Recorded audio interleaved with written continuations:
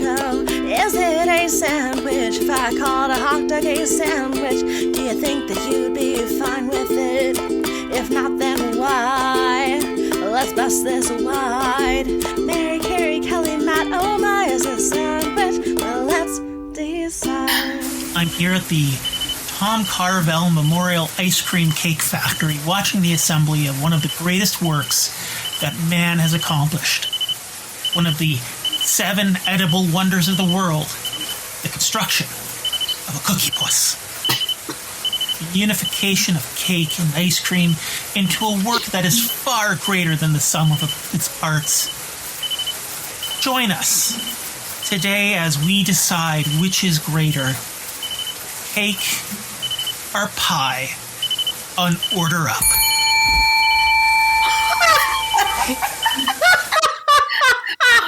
Wow. Oh, gosh. There is no better. I mean, brunch is a great word. Pants is probably my favorite word. But cookie puss, come on. Come on. Okay. Such a good one. That is a good one. Friends, it's Kelly Zednikas. It is the season finale of season 9, Cake v Pie. Dun dun. Do we have any guesses on who will come out on top? Carrie, Mary?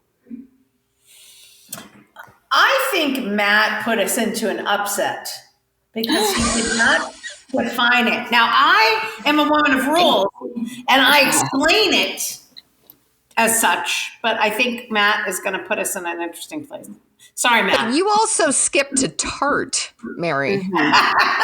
She made a whole new category for herself. You just drove off the highway and you're like, fuck it. Let's go with tart. Well, that's how I feel most days as a tart. Cake. Share with me. Cake. No, definitely cake, man. Cake all the way. Cake is so much better than pie. They're both good, but I would take a pie over a cake. Who are you? It's like I don't know you anymore.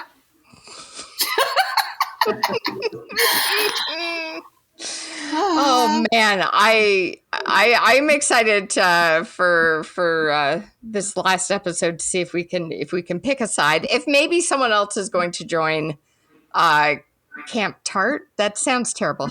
So all right. So I don't know what today's guest is going to do. Maybe they're going to join Camp Tart, which sounds terrible. That sounds terrible. Camp Tart. For the sleazy girls in town, it's Camp Tart. Yeah. That sounds like an American Pie spinoff. All right. I'm looking at the answering machine. I think Matt's left us some trivia to listen to. I hope Cookie Puss is part of this. Sorry I couldn't be there today. I am unfortunately, or fortunately for me, depending on how you cut it, at the Tom Carvel Memorial Ice Cream Cake Factory. It is Willy Wonka-esque in its wonder. There are people in unusual outfits making various cake concoctions, joining ice cream and cake in unholy unison. I myself am right now getting a moment of silence riding down a river of caramel on the back of a giant Fudgy the Whale. It is a religious experience. Honestly, I have never been so blessed in my entire life. But yeah, I'm going to discuss the origins of the ice cream cake, which is actually lost in the fog of history. It's thought to be descended from the 13th century English delicacy of the trifle or the French bombe, but others actually point to a 7th century Chinese ice cream-like dish. It is really unknown where it came from. All that is known is it truly rose to prominence in North America with Carvel's Fudgy the Whale and, of course, Cookie Puss. Dominating the cultural landscape, it became a fixture at birthday parties of the coolest kids in the 1980s. But not everybody had access to Carvel's wonderful ice cream. So, into the breach stepped Baskin and Robbins, Dairy Queen, Friendly's, Stone Cold Creamery, and many local purveyors of cake and ice cream. It has become so beloved, it has its own day, June 27th, National Ice Cream Cake Day, where the world celebrates ice cream cake. Cake isn't the only food that's able to adapt and incorporate ingredients that you might not normally see as part of its composite parts. The pie, covering the world of sweet and savory, has some unusual recipes. These include Dorito and onion pie, vinegar pie, cheeseburger and pickle pie, mac and cheese with a bacon lattice, and stargazy pie. Sounds sweet, doesn't it? Yes, it is a Cornish pie made of potatoes and eggs in a pie crust, with its defining feature being real fish heads poking from the top of the pie, looking to the stars. The English are weird. They are strange people. It's like, a cake baker said, let's get freaky, let's throw some pop and ice cream as ingredients into our cake. Then an English pie maker told that baker to hold his seventh pint and staggered off to make things weird. But let's be honest, pies have always been a bit of freaky deaky. Since day one, ancient pies included ingredients like saffron or fruit and vegetables, to more challenging recipes ranging from mealworms to camel meat. Fun fact, mealworms make up a big part of a lot of the protein in pecan pies. Yeah, that's right. Check the ingredients list on that pecan pie you're eating. Okay. But let's be real here for a second. This is my Western European squick getting in the way. Because many cultures use mealworms in things like burgers, hummus, and protein bars. So with the world collapsing around our ears, we should maybe open our minds and mouths to some lessons that ancient pies have to teach us. Anyways, that is my history lesson for the episode. I've got to go. I am pulling up to the Irish American Historical Society's Cookie Opus landing jetty. It's time for me to get off, but I will be back shortly with some final thoughts. Oh my goodness. Oh. Cookie Opus.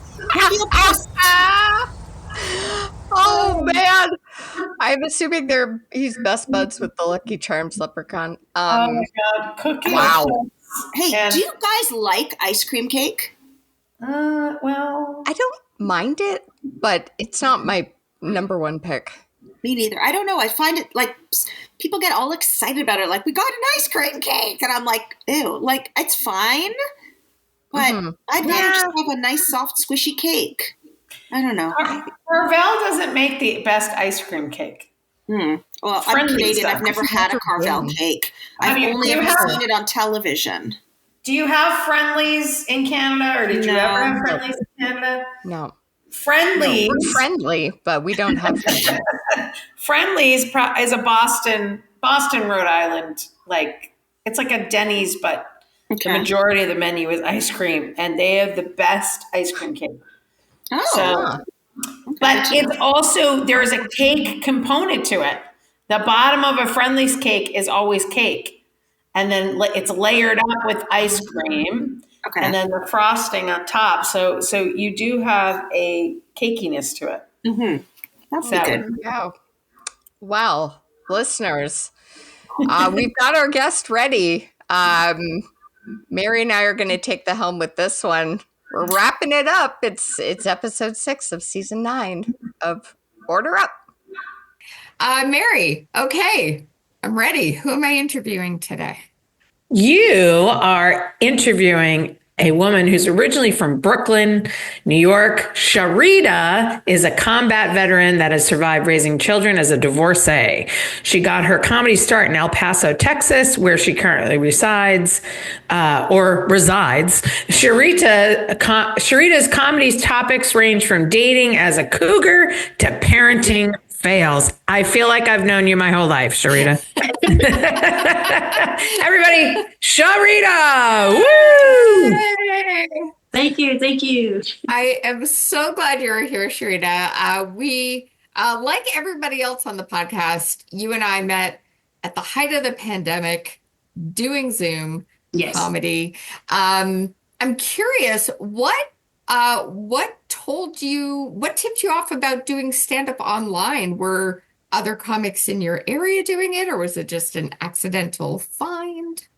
Actually, what ended up happening was Dante Verduzco. I don't know if you all know him. He Yeah. was already in the Displaced Comedians Facebook page. Right. So he That I sent know. out an invitation for all the El Paso comics.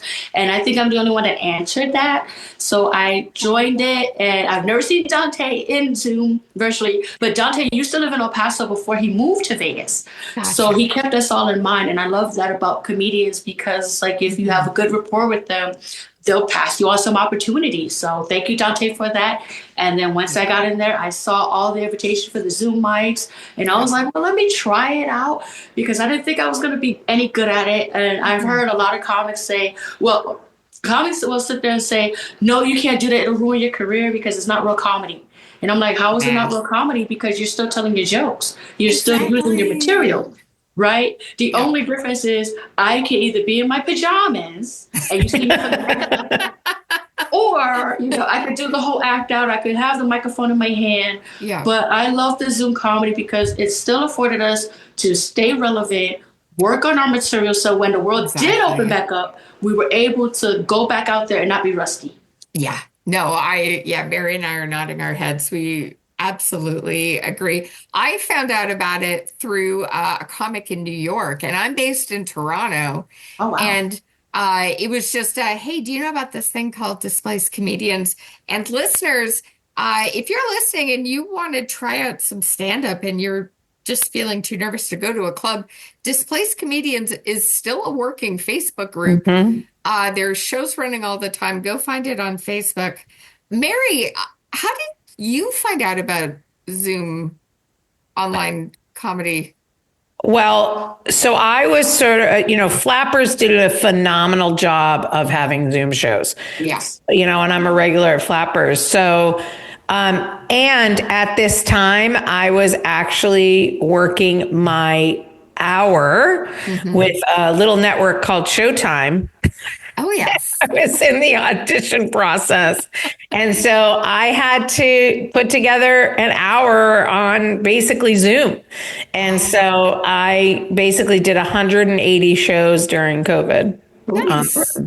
Nice. So it really helped me be a better comic for television. It helped me, not rely on crowd work.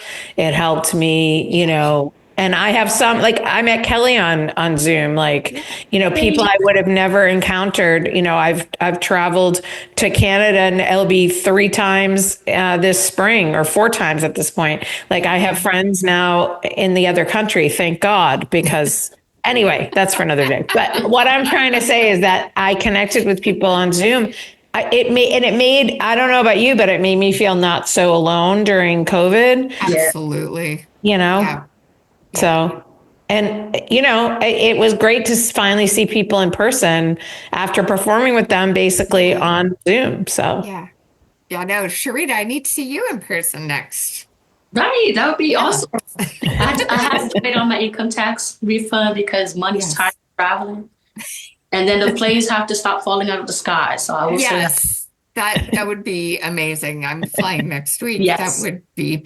Oh, no, you got this. Because usually I drive. I love driving. I love a road trip. I do too. Yes. I love me a road trip. Yes. What are your top 3 road trip snacks? Okay, so don't judge me, people, because I have braces and you're not supposed to eat these things, okay? So it's definitely the Welch's gummies. They have Welch's fruit snacks. Okay, Yep. love them. Yep. I had an affinity for Swedish fish ever since I was a kid, but those are really hard to eat. And definitely Twizzlers. I know people say oh, it's like chewing on a tire. I'm like, well, I'm from New York. I'm kind of rough, so it's right up my alley. I love those snack ideas. I love them. Twizzlers, I adore. Swedish fish are fantastic. Yes. They're so good. Oh, yeah. I don't know if they're in Sweden. No. I don't know if the people of Sweden know that we have Swedish fish over here, but. And the fact that they started making different flavors of Swedish fish, so Yeah. maybe That's our next topic, Kelly. Some to try it out. Yeah. Do a whole season on that. That's our next topic. Is our Swedish fish really a fish? Fun aside before we get to the 5 questions, which we have, friends. We do have them. I found out the other day that the goldfish cracker, we all know about the goldfish cracker. Yes. If for some reason you're listening and you're like, what the heck are these gals talking about? It's a cracker shaped like a goldfish. Apparently, the fella who created them, his wife was a big fan of goldfish, and he made a cracker in the shape of a fish for her. That's because he didn't want to celebrate Valentine's. That's what it was. That's how you I would like a cracker in the shape of a diamond. Ooh. Or $1 million bill. Yeah. Yeah. That would be tasty. All right. You know what else is tasty, Sha Rita? These five questions we have. I was about to say 5 snacks. Okay. But we do have 5 questions for you. They've been scientifically tested by the 5 other people who have been on the show. So, maybe not the greatest gauge, but we're going to go with them. They're good questions. We think. I wrote them. All right. Question number 1. Do you have a savory tooth or a sweet tooth? Ooh. I think I still have a sweet tooth. Especially because for those that have gone through pregnancy, your body changes and the sweets that you like change. And with the taste buds, for some reason, you could always taste sweets. You can't taste savory anymore. So I'm definitely a sweet tooth person at this point. Interesting. And I don't have cavities. Isn't that something? I have enough cavities for all 3 of us. Mary, did you find that? Your taste buds changed? No. What? Well, okay. I have 2 stories. The first one is I liked a good tuna fish sandwich with some chips on a good roll and, some pickles. Loved it. My son is a fish kid, can eat fish. I'm allergic to fish now, by the way. That happened after pregnancy. Long story.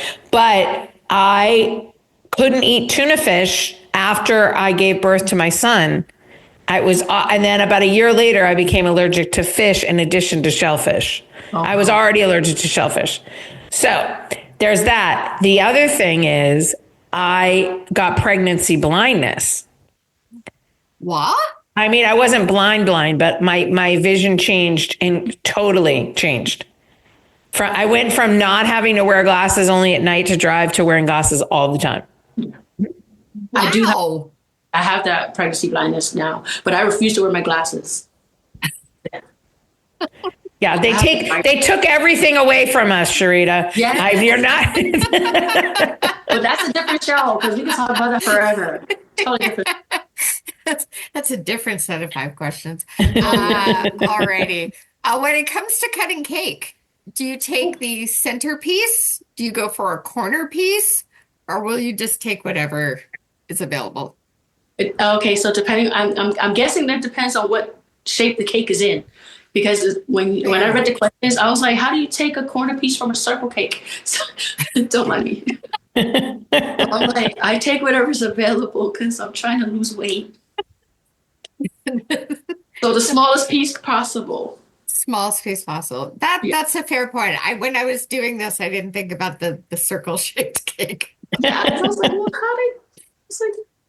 but I saw someone take a circle cake and instead of cutting it straight into it, they cut in a circle, or like they cut the core and then cut this. And I was like, I would not have known to do that. So yeah. Oh wow. I cut cake like pie, pizza pie. Me too. Yeah. So I thought that's how you were supposed to do it. So and then the sheet cake, you just do one long, you origami it and divot it out. Whoever doesn't get, oh well. Listeners, there's also another option of eating cake that is get fork. Yes. Get fork. Don't worry about cutting it. Okay. No. All right. Question number 3. Why is cheesecake not technically a cake, yet it's also not a pie? How would you classify cheesecake, Sha Rita, if it does not fall under cake or pie? Well, apparently it's a bad date night if they're going to the cheesecake factory for some people. But for me, I'm grateful. I would classify it as cake because you still cut it as cake and you still, but you eat it as pie because I think what it is like a cake, when you cut it, you have to lay it down on the side, right? But the pie still stands up. I think that's what throws the people off. That's a good point. Yeah. Yeah. No, Mary's nodding as well. Yeah. That's true. You put I think the that cake lays down and then you eat it. down. You see all the layers and everything. But the cheesecake, it's small enough though. You eat it in 3 seconds. A cake, you have to take breaks. I don't know. I like that. With cake, you have to take Great. I love that. That's amazing. Well, I mean, it's what the internet said. I don't know if it's right or wrong, but supposedly cheesecake falls under tart in the dessert category. Okay, we all can't go to France. Remember, I thought tarts was in France. Okay, like fancy stuff, and then there were like the little miniature pies. Those were tarts. Those, like yeah, the little, I know. Really? I don't know. We'll have to call Big Cheesecake and figure out what's going on. No, we're going to call Trump. Since he's changing things, I'm like, Trump, make it cheesecake. I wish he was only changing. An executive order. Yeah, I wish he was just dealing with cheesecake, but unfortunately. No, right. Maybe that's what we needed to do. Maybe we just need to put him in a room and in like the Cheesecake Factory and have him just make rules for all the new cheesecakes. That's it. Keep him busy for the next 4 years. Come up with the names. It'll be huge. That's It'll it. be huge. Alrighty. Okay. I don't know if you have. If you have, we'll dive in. But if you have not, Sha Rita, would you ever eat a pie caken? Now, yes, I would. You would. Okay. I would. I'm a foodie, and we listen and we don't judge. You can't judge it if you don't try it, right? And then and think of okay, so like Mary Do you and I know said, what's in a pie caken? Yeah, because our taste buds have changed, so you want to know where's it going to hit. So it's like you take a full load in and you just let it marinate in the mouth and melt and do its thing and hope for the best. So yeah, why not? I've stuffed my face with things before, so I would try it. I love it. Would you do a pie caken and a turducken? I wouldn't do a turducken because I am allergic to citrus, and a lot of people cook their turkeys. They'll either decorate it with the limes or the lemons or oranges, and so I have to pass on that because I want to live. Yeah, no, living is good. Yes, living is good. Right. So if you make a pie cake, don't put any shavings in it. No lemon zest. It's not soap. Don't do all that stuff. Pumpkin spice is good. I think you'd be okay because like a pie caken supposedly is pecan or pecan pie, pumpkin pie, spice cake, then cinnamon buttercream and an oat crumble. So you know what? I should have learned to ask questions because no, not that you would not have that. None of that sounds like it goes together. At all. That is spicy overload.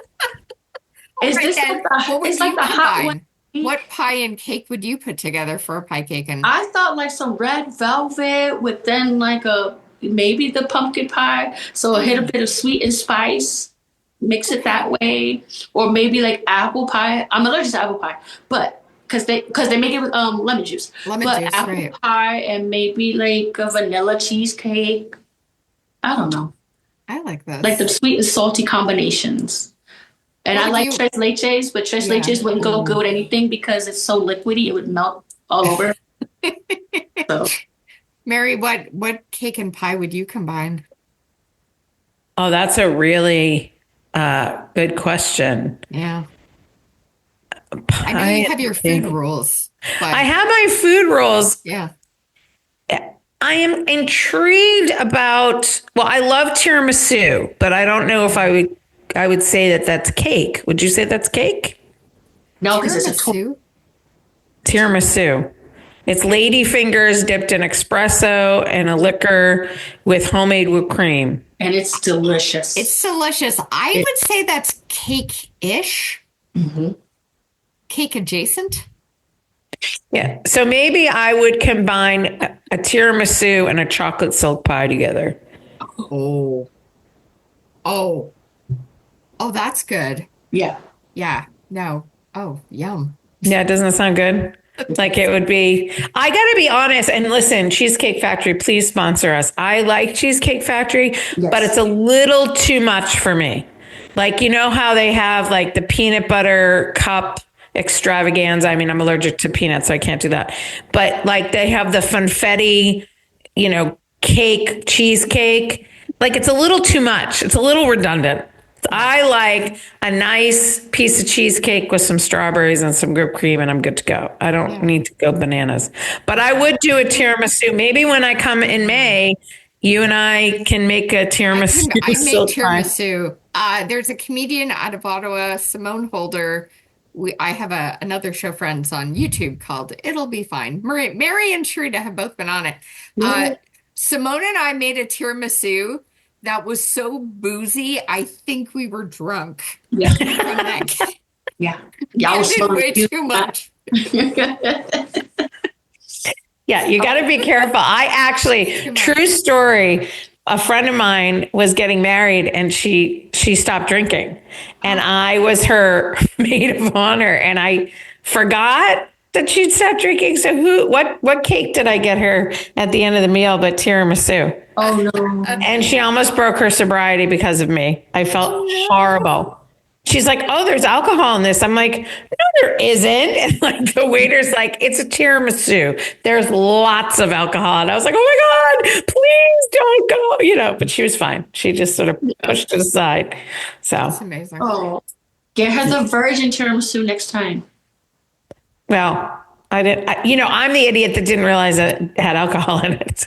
The Irish girl didn't realize because I must have nursed with, straight whiskey because I was like, oh, this is delicious. I don't know. You know what I mean? Oh, goodness me. Okay. All right. Question number 5, Sha Rita. This has been our theme for the season. Are you team pie? Are you team cake? Or neither?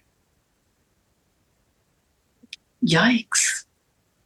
Tough one. I'm going to go with team cake because there's more variety of cake than there are pies. If only Matt was here to fact check during this interview. We'll have to let you know on Instagram. Okay, so team cake because there's more variety. Yes. That is fair. Because when you ask people to name cakes and pies, for pies, it's always apple, cherry, and then rhubarb or pecan, right? But then when you say cake, it's like, oh, okay, so you got coconut cake, tres leches cake, strawberry cake, chocolate cake, devil's food cake. Like the list goes on and on and on and on. Yeah. Yeah. No, that's true. I mean, yeah. I'm on team pie, so my brain is going, yeah, but there's also like sugar pie, which is a Canadian thing. What's sugar pie? Quebec thing. It's pretty much what you think it is. It's like this mapley, sugary filling. So it's sugar pie. It's amazing. Is it really? But then you also have like what I'd call a savory pie. Like, there's another Quebecois dish called a tourtière, which is a meat pie. So you can go but yeah, I think you're right. I feel like there are more versions, more options for cake than. Yeah. What do you think, Mary? But here's a concern on our last episode. Here's the legal department coming at you. Did we add meat pies as part of the pies? Right, sis, when did that happen? No, we didn't. But Oh, there good. are Okay. savory pies. Right, but then you're talking about like meat pies, chicken pot pie, you get shepherd's So pie. then that does increase the pie option. No, that's dinner. That's dinner. There you go, Sha Rita. I'm with you of rules. That's dinner. That's not, I'm not going to go, ooh, I really would like a pie. Let me put the Marie Callender's pot pie into the oven. Right? I like pie. I like savory pie.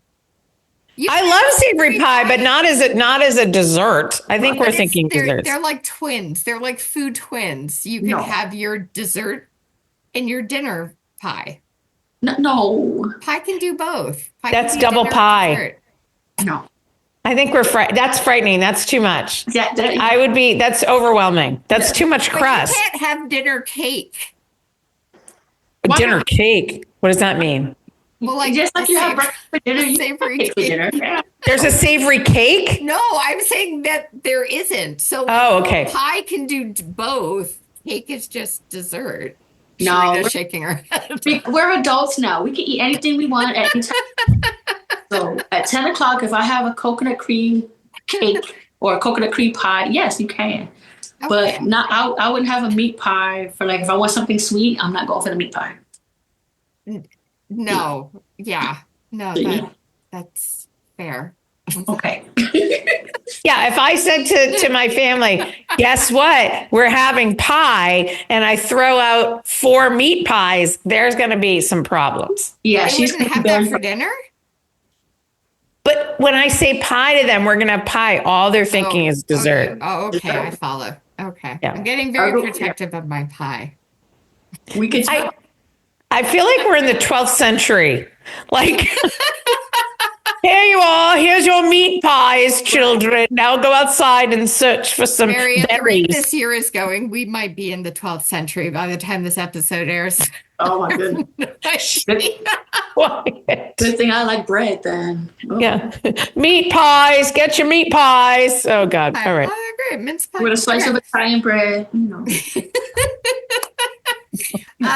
Sha Rita, where can folks find you on socials to come see you at a show in El Paso or maybe online, or where can folks find you?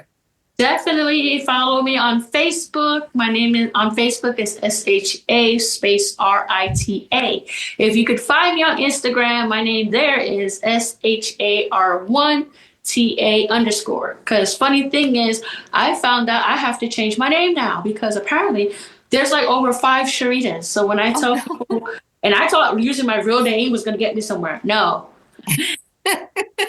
So now I have to come up with a comedian name. But right now, that's the name. Amazing. Fantastic. Well, thank you so much for being here. I love having you. I love seeing you. And we'll have to get some Swedish fish soon. Yes. Yeah. You know what? I've got your box, so I will add some in there. Yes. Well, I have stuff to send to you too. Okay. We'll talk off camera. This has been Order Up, everybody. We'll be back next season. Bye. Thank you. We got a tie. Sha Rita went cake. And thanks to Sha Rita's cake answer, it's a tie, Mary and Carrie. Yeah. Huh. Did Tart place anywhere? It always does, Mary. I think tart is a pie. I don't know. Is a tart a pie? Is it more pie than like? That's another season. If we do 11, is a tart a pie? Oh man! Don't want to open up that can of mealworms. We've wrapped up with a tie for season 9, and the answering machine is beeping again. Do you think it's Matt? Hey, Mary, Carrie, and Kelly. I wish I could have been there with you on this really important day. But, business calls, and I had to travel down to the Tom Carvel Memorial Ice Cream Cake Factory. Insurance is a tricky business, and the world of ice cream cake is very competitive. But I was able to pull aside some time to sit down on my own Right now I'm here in the Crunchy Munchy Monster Memorial hallway. It's been quiet, a bit of time to myself, and I was able to think. My final thought, over the course of this season, I've been on the fence. I've been treating the underlying question of cake v. pie as an existential dilemma, and in my refusal to engage, I approached it with a ludological pedantry for fear of having to actually engage with the concept of what I love most. Food is a great unifier. As a child, I'd make candy with my mother. We'd bake pies with my grandmothers. And I'd share cake with friends and family at numerous special occasions. These delicious treats were tied up in moments of joy, sadness, and wonder. Eyes wide watching a VHS of Star Wars for the first time, eating a friend's birthday cake. That sickly sweet icing and sprinkles, shivering my body with sugar. Coming home from my first business trip to a delicious raspberry jello and cream pie dessert made by my loving partner, remembering the pies and the cakes my grandmothers would make. How do we choose? My grandmother's 7-Up cake, my other grandmother's apple pie, my mom's homemade lemon meringue. As difficult as it was, I moved past nostalgia and tried to reflect. I had one dessert. One last treat before I died. What would it be? And it was a strawberry and rhubarb pie with ice cream on top. So there you go. Setting aside sentimentality, moving past emotion, and thinking solely with my stomach, you have my answer. Pie. Oh. Oh my god! Oh my god! I am so happy! Okay. Oh, boy. Matt should go away more often. He really thinks a lot when he goes away. I don't know what Waterbrook Nook he was by for that whole thing, but I'd like to go to there with my pie, bitches. I win! Congratulations, pie people. Oh, the euphoria. Oh, I'm so happy. Oh, Was Enya nearby? I felt like Enya was nearby. maybe she was near. What was that? Seamus O'Cookie Puss? I don't know. She's the guest. She's the special guest this week. Wow, I did not expect that. I didn't. It was. And now Matt's going to be narrating the National Geographic documentary. History of dessert with Matthew R. Oh my gosh. That's brilliant. What a great way to wrap up season 9. I cannot wait to get into season 10. We're circling back to the sister question to season 1. We have asked, is a hamburger a sandwich? It is time, friends, to talk about hot dogs. Stay tuned. Yay! Season 10. Order Up is hosted and produced by Matt Ardill, Mary Kennedy, Larry Hain, Kelly Zemeckis. and original music is by Rebecca McDonald.